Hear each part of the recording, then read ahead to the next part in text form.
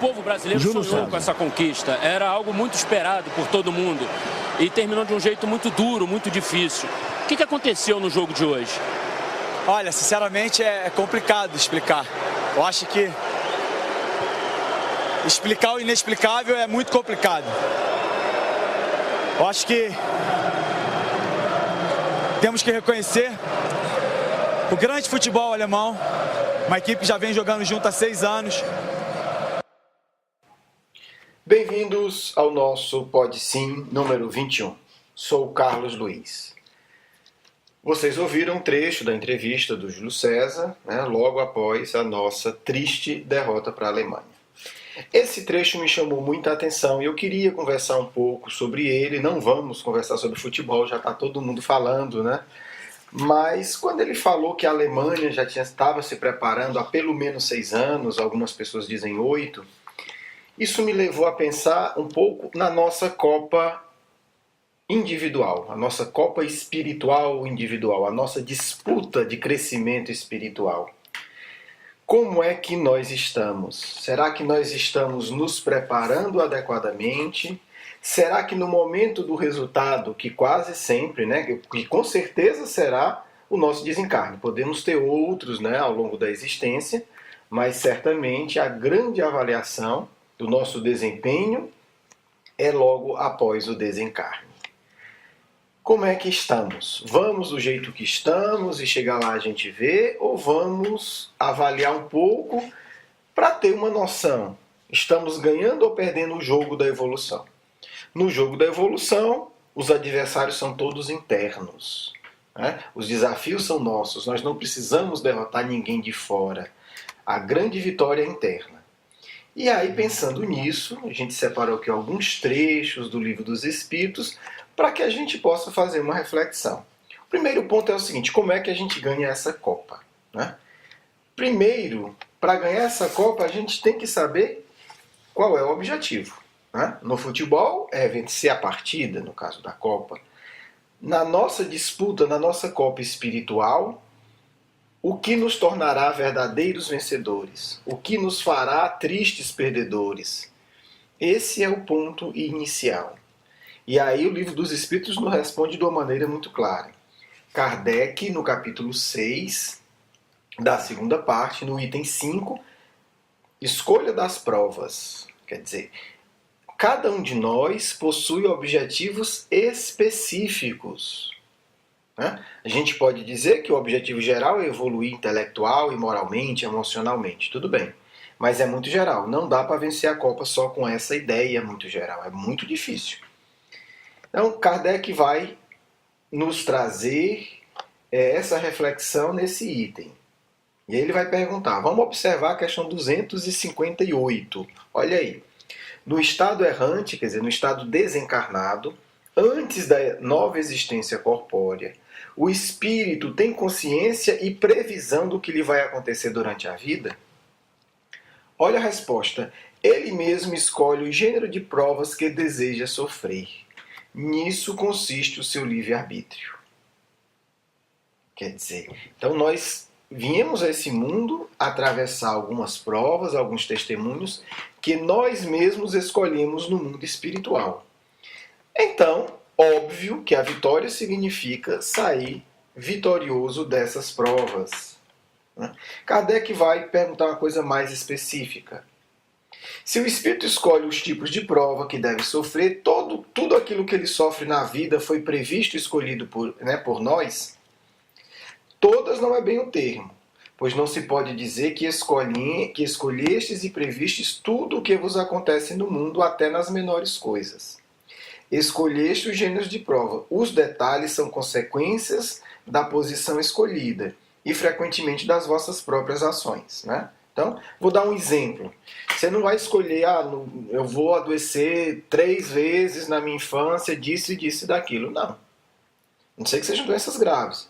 Mas se você opta por uma prova num ambiente mais difícil, onde você não vai ter muita alimentação, vai ter escassez, uma consequência é você não ter uma saúde tão robusta.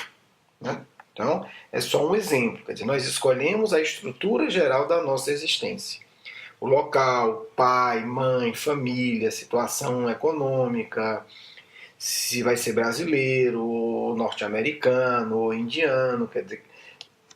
E o resto, obviamente, é consequência, né? Se vocês me permitem uma brincadeira, se eu reencarno na China, uma consequência, hoje mudou um pouco, mas é comer muito arroz, certo? Então, eu não vou escolher comer arroz, mas se eu reencarnar na China, no interior da China, a base da minha alimentação vai ser arroz. Então, é uma consequência, eu não precisei calcular isso. É uma consequência de eu estar em determinado país, em determinada cultura.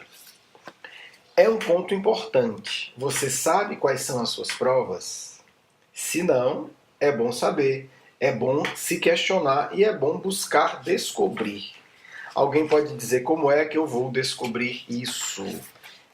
Planejamento reencarnatório ou não é a resposta que eu dou. Você tem um planejamento, como diz Kardec.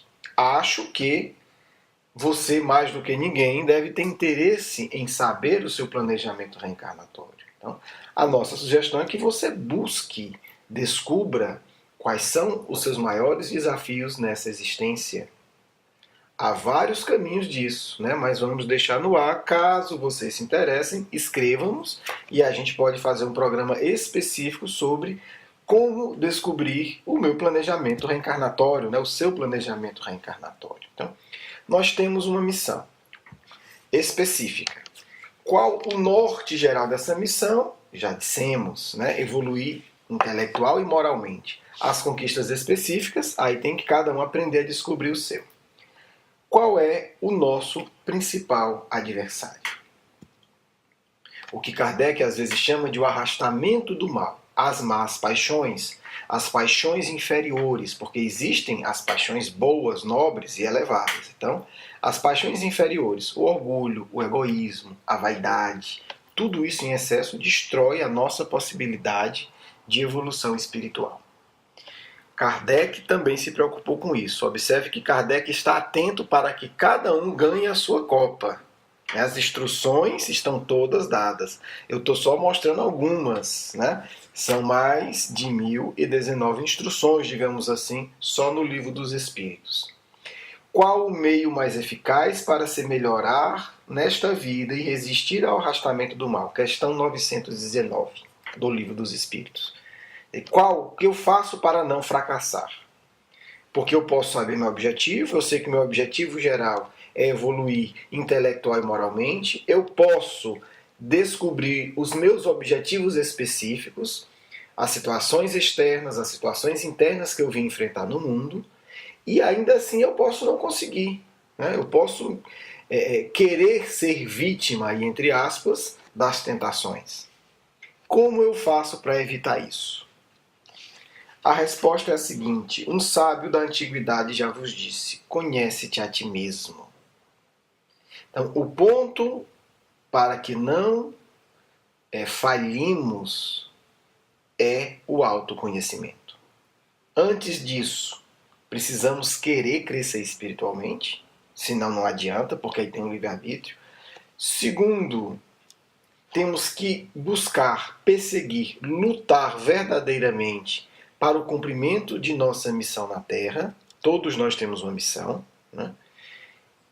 Terceiro, aprender a se conhecer para que, lidando com as nossas tendências ainda inferiores, a gente não se torne vítima dela. Muitas vezes a gente pensa que fugir resolve. Não. Claro que não. Porque aí a gente volta para o item escolhas das provas. Né? Eu li a 258 e 259. Para concluir, para mostrar que nós não crescemos fugindo, eu vou ler a questão 260, que é muito interessante. Como pode um espírito querer reencarnar entre gente de má vida?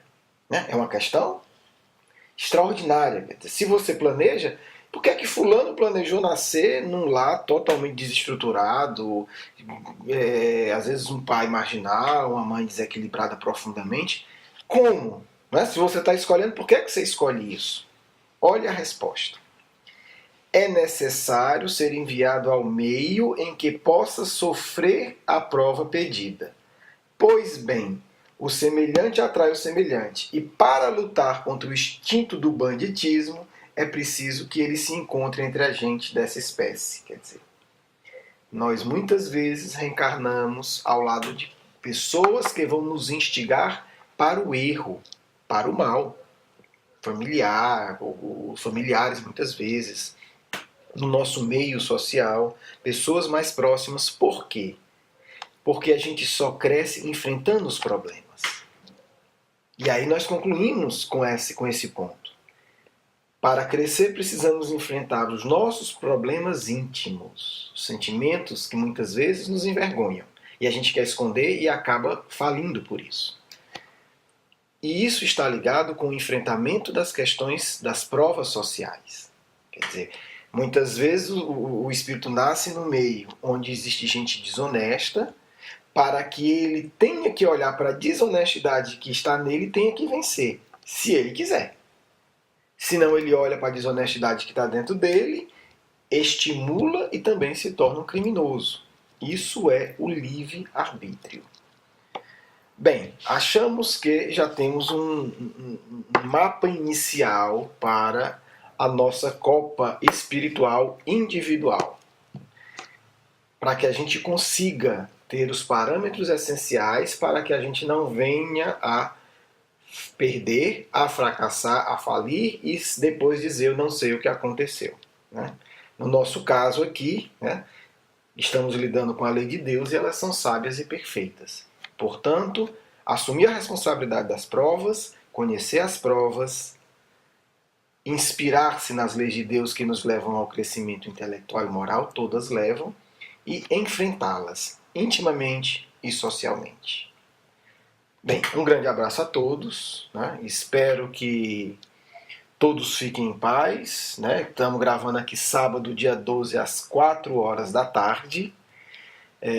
Gravamos esse programa refletindo um pouco sobre a Copa, sobre a situação, né, da derrota da nossa seleção, e buscamos elaborar algo que nos ajude a não fracassarmos espiritualmente, porque se o fracasso de uma Copa do Mundo é triste, o fracasso espiritual é 100 vezes mais entristecedor para nós e para todos aqueles que nos amam.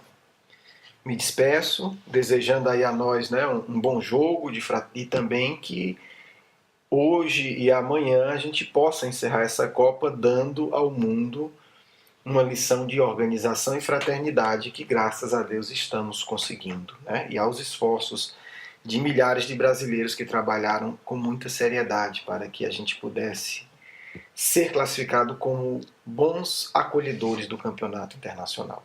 Um grande abraço, vamos ao nosso evangelho e à nossa mensagem final.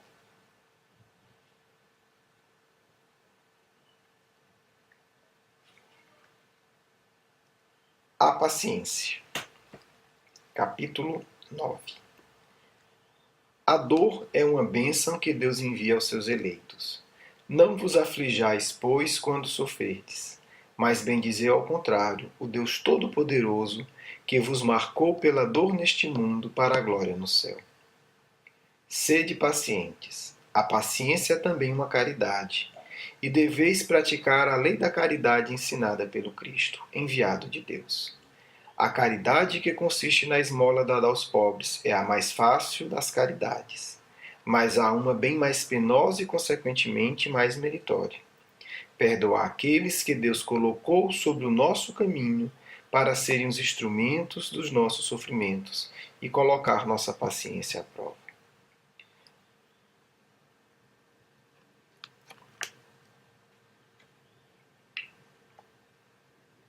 Pai de amor e bondade, permite, Pai, que em Teu nome os bons espíritos possam dar-nos as Suas palavras de paz e orientação para que aprendamos a seguir o bom caminho em cada momento.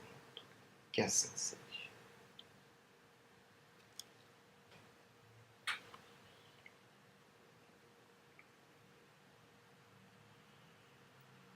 Que o Cristo faculte aos vossos corações a compreensão profunda da responsabilidade que cabe a cada filho de Deus em aplicar as leis do Pai amoroso aos vossos sentimentos, atos e ações no mundo físico e no mundo espiritual. A prova da encarnação em um mundo como a Terra, numa fase tão difícil da transição, exige de todos o esforço supremo para manter a verdadeira harmonia íntima, para manter a verdadeira alegria que preserva os corações dos vícios, do ódio, da cupidez e da inveja. Dizemos, meus amigos, que é necessário a oração fervorosa e diária, a elevação da compreensão sobre o próprio ser e a caridade e a compaixão em relação ao próximo. A paciência é a virtude indispensável para que, entendendo a limitação do outro, não cometais, em nome de uma suposta justiça, agressões terríveis aos corações que Deus encaminhou para que vocês educassem pelo exemplo. Desejamos a todos paz, coragem e fraternidade, para que um dia o congregamento dos povos do mundo seja verdadeiramente uma festa de luz, onde ao invés de vitoriosos e perdedores, possamos ter todos trabalhando junto para solucionar os problemas da dor dos mais sofridos, e que em cada etapa dessa o mundo se torne um lugar mais fraterno, mais pacífico e mais acolhedor. Desejamos a todos paz e paciência.